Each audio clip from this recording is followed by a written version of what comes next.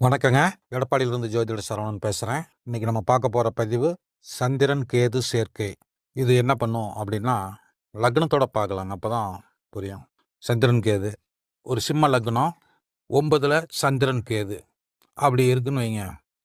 சந்திர திசை நடந்தால் சந்திரன் கேது சேர்க்கை மனோபலத்தை குறைக்கும், குழப்ப மனநிலை வரும்.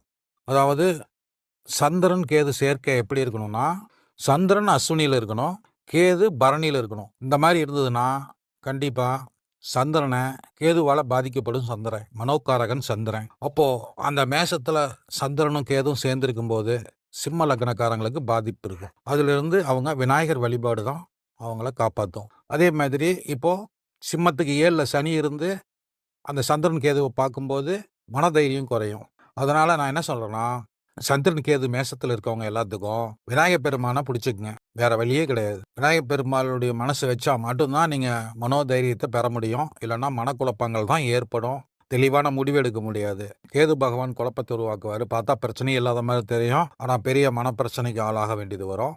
அதனால் எந்த ஒரு சூழ்நிலையிலையும் கேதுனுடைய தாக்கத்திலிருந்து தப்பிக்கிறதுக்காக விநாயகரை பிடிச்சிக்குங்க. நன்றிங்க. வணக்கம்.